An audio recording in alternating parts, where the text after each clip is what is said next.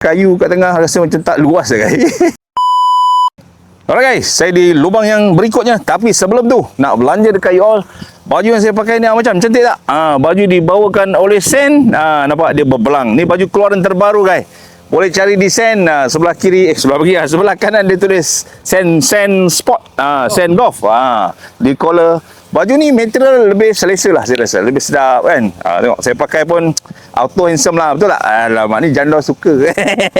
Alright, jangan cerita janda. Kita cerita di lubang nombor 4 ni. Katanya short par 4 323 indeks 11 guys. Par 4. Nak main lubang ni katanya sedikit dolek to the right. Ambil sebelah kiri. Lepas tu second shot senang. Jadi kita tengok boleh tak saya mengintai-ngintai janda di depan sana tu. Ada rumah janda guys. Nanti dekat green mesti kita jumpa janda Kita tengok boleh tak saya on dengan baik. Kita letakkan bola di fairway dengan baik.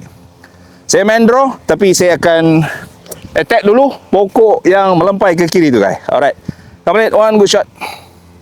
Mana-mana satu. Bola dia ke kiri, tapi carry dia pokok. Tak tahu apa jadi. Pemandangan dari tengah guys. Sebelah sana tibok tadi blind shot.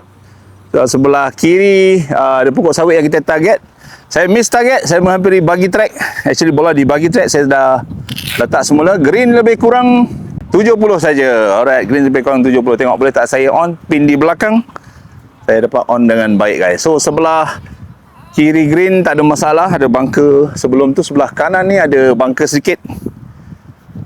Kita tengok boleh tak saya shot dengan baik untuk distance lebih kurang 70.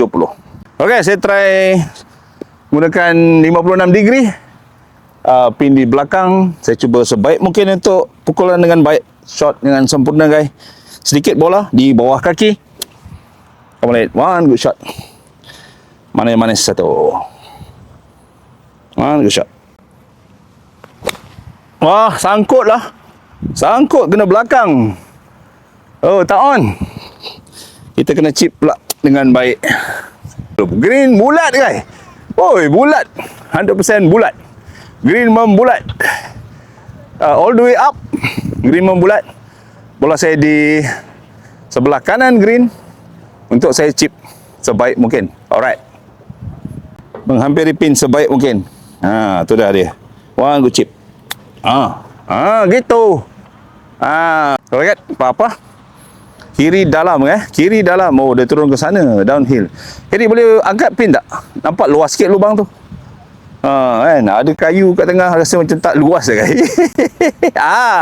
Ketat kayu lubang tu. Nak cabut pun susah. Okey. Kita cuba. One good putt baby. Kiri dalam. Okey, one good putt. Kemudian one good putt.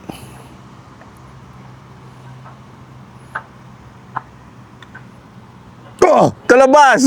Aduh, sikit je. Sampai keluar lah guys. Yes. Bogey yang kedua. Okey.